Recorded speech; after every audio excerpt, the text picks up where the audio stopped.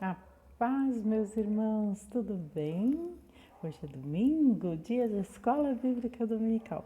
Por isso estamos aqui para estudarmos a nossa lição número 5. Lição número 5, a paternidade espiritual. Mas vamos orar? Vamos falar com o Pai? Senhor Deus e Pai, nós te agradecemos, Senhor, por esta manhã, podermos parar, Senhor, e estudar a sua palavra. Pai, nós ansiamos pelo momento em que possamos fazer isto juntos, lá na igreja, na tua casa, ó Pai, onde o povo se reúne para te adorar. Nós sentimos muitas saudades dos irmãos, sentimos saudades da igreja, dos louvores, da mensagem, mas nós pedimos que venha confortar o nosso coração, para que breve nós possamos fazer isto e enquanto não é possível, nós possamos aprender da tua palavra através desses estudos. É a nossa oração, em nome de Jesus. Amém. Tudo bem, meus irmãos? Que saudade de vocês, que vontade de abraçar cada um. Até arriscaria dizer os nomes, mas não vou tentar, porque os irmãos sabem que eu sou péssima com nomes. Então, eu estou enviando hoje o estudo da nossa EBD, da lição número 5 da nossa revista, que estamos estudando Carta de Gálatas e Colossenses, tá bom? Então, hoje vamos falar sobre paternidade espiritual. Vamos falar sobre... Afinal, nós oramos, falamos, Senhor Deus, nosso Pai, Pai nosso que estás nos céus. Com quem estamos falando? Estamos falando com o nosso Paizinho querido. Mas como isso se deu? Por que eu posso chamar Deus de Pai? Por que não somos escravos e sim filhos? Qual a diferença de ser escravo e filho? Isso nós vamos aprender hoje, tá bom? Então, olha, veja bem, nós fomos adotados. Vou tentar me entender aqui.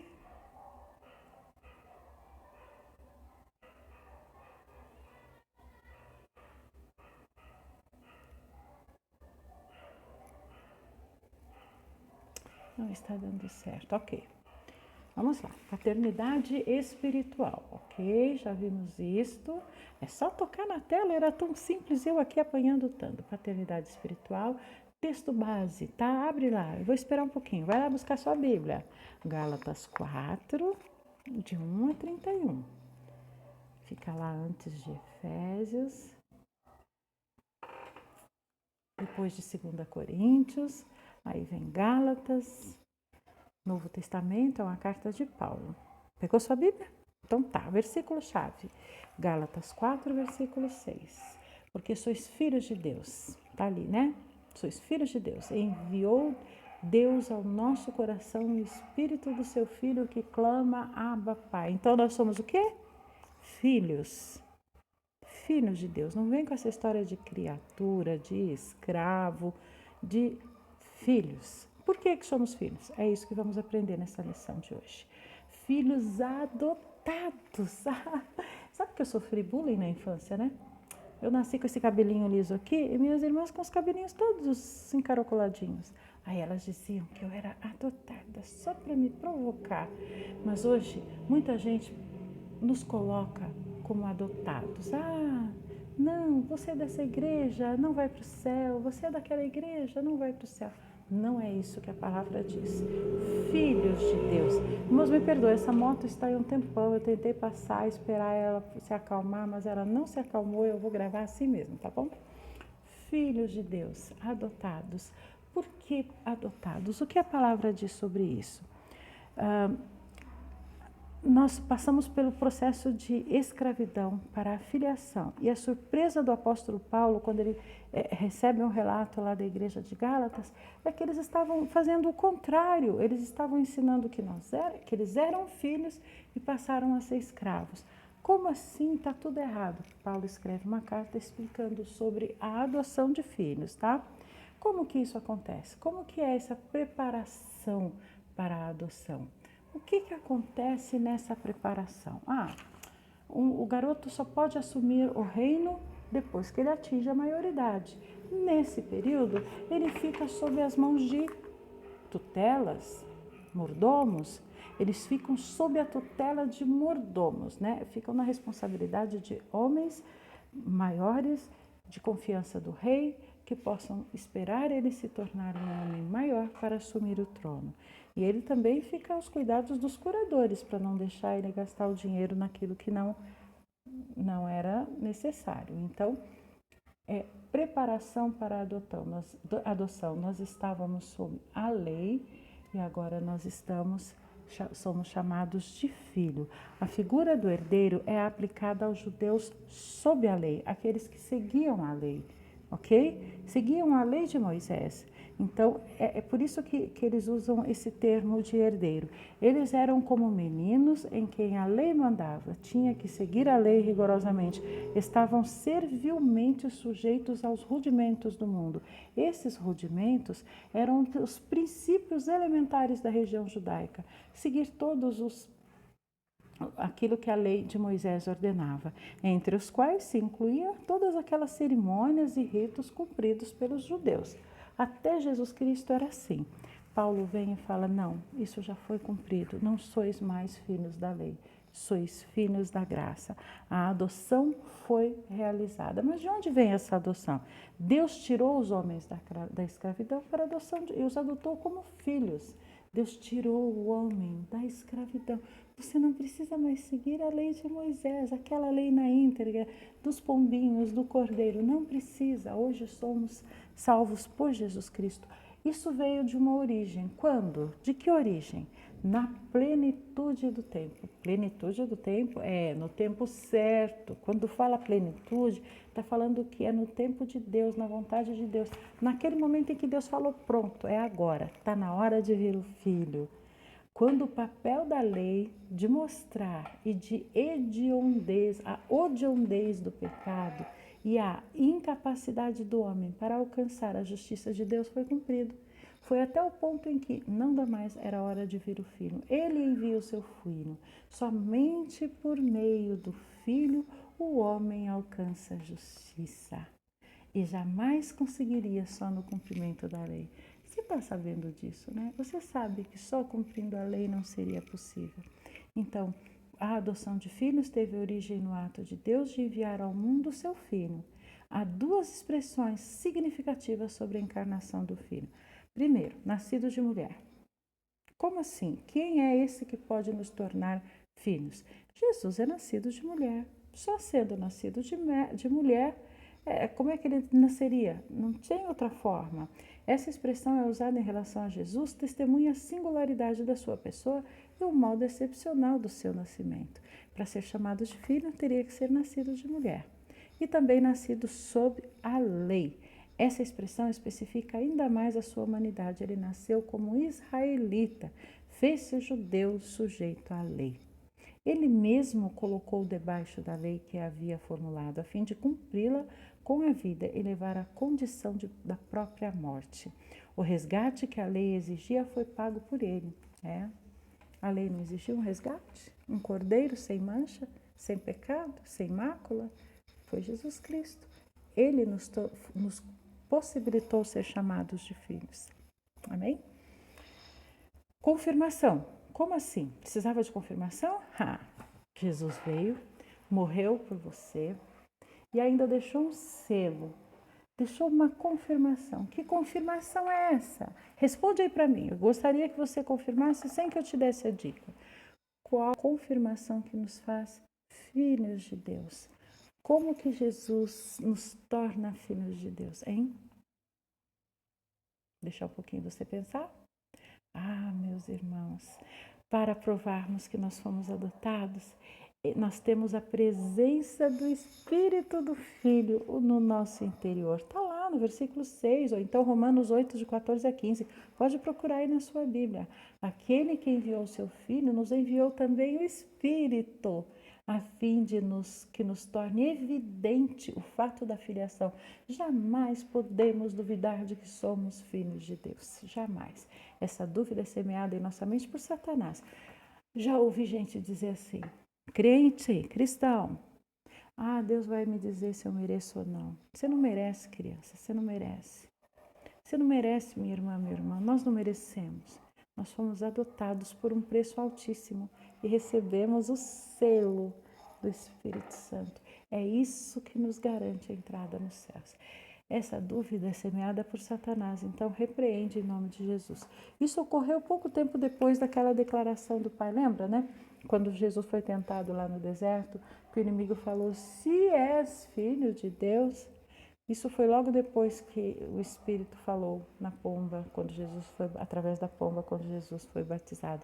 Este é meu filho amado, a ele ouvi. Ou este é meu filho amado, nele me comprazo. Não nos esqueçamos de que a presença do Espírito nós é a confirmação da nossa filiação divina. Veja lá, ó, 2 Coríntios 1, 22, Efésios 1, de 13 a 14. Lá está a confirmação de que o Espírito Santo, ele é o selo da nossa filiação. Amém? Amém, né, irmãos? Que bom saber disso.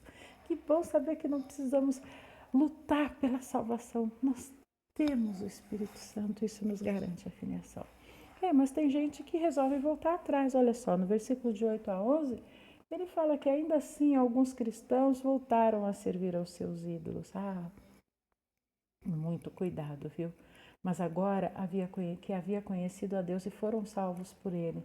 Porque queriam voltar a ser escravos de um outro senhor e a lei? Valia a pena trocar o poder e as riquezas do evangelho por rudimentos fracos e pobres? Coisas elementares sem poder para salvar. Seria tão inevitável assim se deixar seduzir da doutrina dos judaizantes que obrigava a observar o calendário religioso judaico? Às vezes nós voltamos de onde viemos, né? Já aconteceu com você? Pois é. Ainda dá para voltar para a graça. Ainda dá para voltar para o colo do Pai. Paulo estava preocupado em relação aos Gálatas. Ele temia que todo o esforço que ele havia feito fosse em vão, porque ele se dedicou tanto a essa igreja e ela estava ameaçada a voltar atrás pelo legalismo dos judaizantes. Os judaizantes estavam perseguindo os cristãos naquela época com sua proposta de paganismo. O que nós aprendemos então para a nossa realidade? No Novo Testamento, a adoção significa um ato de colocar os crentes na posição de filhos e na sua maioridade, com os privilégios e as responsabilidades desta posição. Imediatamente, todo crente é introduzido na herança da qual é herdeiro. Tudo que pertence a Deus pertence ao crente pela fé. Regozijemo-nos e alegremo-nos nesta verdade. Tudo que pertence a Deus pertence ao crente pela fé. Meu irmão, minha irmã, por que duvidar? É promessa do Senhor. É difícil vivermos aqui, mas é promessa do Senhor. Mas o nosso galardão está sendo preparado lá no céu. Filhos, a semelhança do Filho. Viu que filho ali está com letra maiúscula? Gálatas 4, de 12 a 20. Filhos, a semelhança do Filho. Nem judeu, nem gentio, cristão. Paulo se dirige aos irmãos fazendo-lhes um apelo com suas frases. Seja qual eu sou, pois também sou como vós. Saibam quem são. Aqui Paulo relembrou aos Gálatas quão rico ele tinha sido no relacionamento com eles. Paulo lembrou que eles tinham... vamos voltar um pouquinho. Tudo bem. Eu vou falar aqui, então, sobre aquela parte que eu pulei ali, tá? Paulo se dirige, chama-os de irmãos e apela para eles, sede qual eu sou. O apóstolo desejava que os Gálatas se tornassem iguais a eles na sua fé cristã. Deviam ser libertados da influência dos falsos mestres e passarem a ser convictos acerca da verdade que se encontrava no Evangelho. É muito comum nós vermos as pessoas se deixarem influenciar por outras doutrinas que não a cristã e tentam mesclar isso. E Paulo está alertando aqui, muito cuidado. Paulo está dizendo assim, agora voltando a este ponto, que saibam quem são. Paulo lembrou aos Gálatas que eles precisavam recordar quem eles eram. Eles foram tão bondosos com Paulo, não guardava nenhuma mágoa deles, pregou enquanto ele estava doente, falou à igreja de um modo que a advertiam e que eles reconheceram nele como sendo um mensageiro. Sejam leais. O apóstolo pediu a lealdade que antes havia demonstrado. Naquele tempo de tão grande apreciação deles pelo apóstolo, que estavam prontos a fazer qualquer sacrifício ao seu favor, arrancar os próprios olhos para lhe dar, porque Paulo aparentemente tinha algum problema nessa área. Então no versículo 15 fala sobre isso. Por onde teria ido esse sentimento? O que mudou de lá para cá? Por que seria agora tratado como inimigo? Será que tinham ficado magoados pela verdade que lhes dizia? Sejam leais, não se tornem tão volúveis, né? Tão instáveis. A autoridade de um mensageiro de Deus não acaba quando ele começa a ensinar verdades que não são populares. Às vezes, a mensagem trazida pelo líder da igreja pode ferir alguns, mas isso não pode ser motivo de afastamento ou de dor, porque é para correção também que vem a palavra. Alvo de Deus para os cristãos. Vamos em frente? Vamos. O alvo de Deus para o cristão. Em Gálatas 4, de 17 a 14, olha, os falsos mestres estavam fazendo algo assim inédito, né? Veja se você já viu isso antes. Eles usavam de bajulação para atrair para si os gálatas e torná-los dependentes deles, sabe? Comprando com propostas. Não, você não precisa isso, não precisa fazer aquilo. Vamos ali com a gente, imagina, você não precisa fazer tudo isso, nem fazer tudo aquilo. Basta estar ali com a gente. São propostas de colegas, são propostas de amigos, são propostas de fim de tarde no trabalho. Não, você não precisa, basta ir com a gente. Você não vai fazer nada errado, que mal tem isso? Muito cuidado. Queriam afastá-lo do apóstolo, pois assim teriam tirado a influência de quem lhes falava a verdade acerca de Cristo. Os judaizantes tentaram influenciar os gálatas para eles estarem... Não, fica lá, não tem problema, mas esteja aqui também, ou então nós iremos lá com você, nós vamos participar da sua igreja, da sua fé, desde que você também venha na nossa. E não era proibido frequentar a igreja dos Gálatas, mas desde que fosse sincero. Paulo está orientando os cristãos aqui. O apóstolo importava que continuassem leais, mesmo na sua ausência. Considerava como filhos, pois havia gerado na fé. Paulo estava intercedendo por eles. Ele dizia que sofria dores de parto, como deveria doer em Paulo ver os seus filhos na fé fugindo da verdade. Então ele fala que estava perplexo com o estado espiritual deles e que desejava encontrá-los para me falar mais pessoalmente, né? O apóstolo importava que continuassem leais, já falamos, sofria, era este o objetivo da sua vida e ministério e o alvo de Deus para os cristãos. Como isso se aplica ao nosso dia de hoje? O grande desejo de Paulo para os crentes na Galácia era que Cristo fosse formado neles. Ai, irmãos, essa palavra me trouxe grande conforto. Não há melhor estado para o cristão do que estar em Cristo, em quem todos os tesouros da sabedoria e do conhecimento estão ocultos. Colossenses 2:3. Desvendar esse conhecimento através do conhecimento da palavra. Se debruçar sobre a palavra. O desejo de Paulo para os crentes da Galácia era que Cristo fosse formado neles. Não há melhor estado para o cristão do que em Cristo, em quem todos os tesouros da sabedoria e do conhecimento são ocultos. Amém? Estamos passando agora para a última parte. Filhos da livre ou da escrava. Vamos recordar em que contexto isso está escrito? Ele faz os irmãos voltarem ao passado. Neste texto, Paulo desenvolve uma analogia, uma comparação.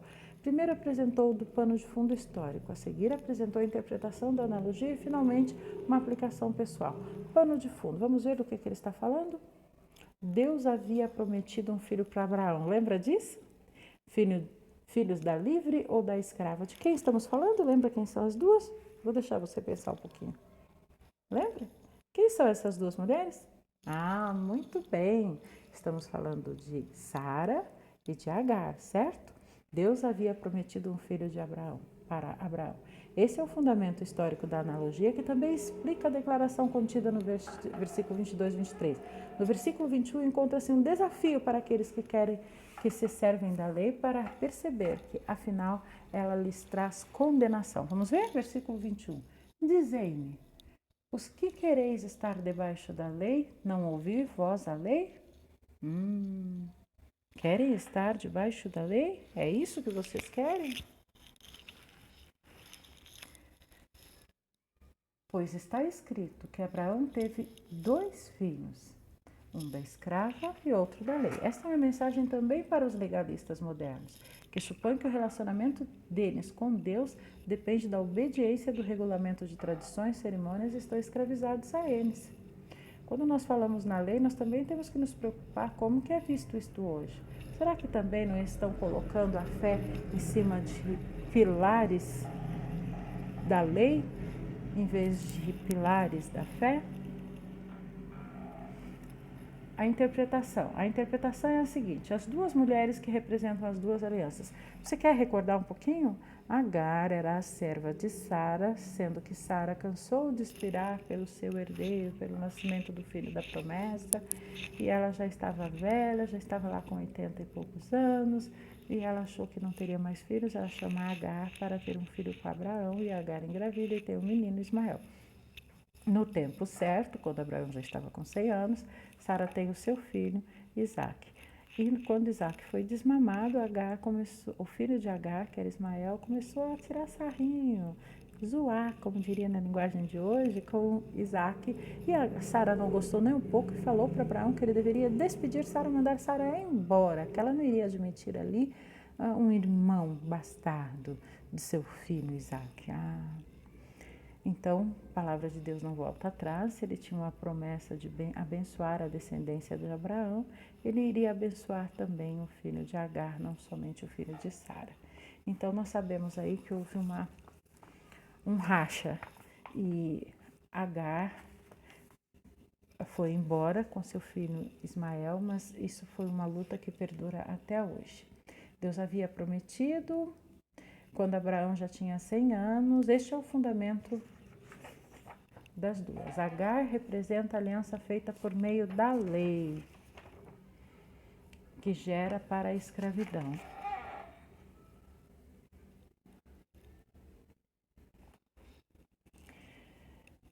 E também é a figura de Jerusalém terrena, o centro dos israelitas descrentes que procuravam a justiça para guardar a lei. Sara representa a aliança feita da promessa, que livra os homens da condenação da lei, de quem nasceu o filho da promessa, a figura da Jerusalém celestial. Por meio dela a profecia foi cumprida. Filhos de Agar continuam escravos, filhos de Sara são chamados filhos, e são os filhos que são livres. Dirigindo aos Gálatas, Paulo lhes diz: sois filhos da promessa, cumprida em Isaque. Os que nascem segundo a promessa são filhos de Deus. A Jerusalém dos filhos da escrava é aqui na terra. A Jerusalém dos filhos de Sara é a Jerusalém celestial, aquela que nós vamos morar depois que partirmos daqui, ou que o Senhor vir nos buscar. Louve a Deus, porque em Cristo você faz parte da linhagem de Abraão, que tem a vida eterna garantida pelo Pai. Aleluia! Sabemos que somos filhos de Deus, porque Deus nos adotou como tais. O alvo de Deus para todo cristão é que Cristo seja formado em nós. Como Isaque, somos filhos da promessa e filhos da livre, e também somos cidadãos da Jerusalém, lá de cima. O último versículo do capítulo 4 fala: de maneira que, irmãos, somos filhos, não da escrava, mas da livre. Ai, que maravilha! Então, irmãos, fomos adotados porque fazemos parte dos filhos da promessa, da linhagem de Abraão. Temos o selo do Espírito Santo. E quando Jesus veio, ele garantiu que nós seríamos chamados de filhos. Não precisávamos mais cumprir a lei. Não tenha dúvida disto. Você é filho, é filha de Deus. Amém? Filhos de Deus adotados por ele. Tá ok? Eu espero que esta lição tenha sido esclarecedora para você e que você compreenda a sua condição de filho e de filha perante o Pai. Nosso desejo é este. Encerramos aqui esse estudo. Na próxima semana tem mais. Próxima semana vamos falar sobre a liberdade cristã, lição número 6, Gálatas 5, de 1 a 15. Uma boa semana, um bom domingo, Deus abençoe. Ai, essa moto fazendo barulho lá fora, tchau.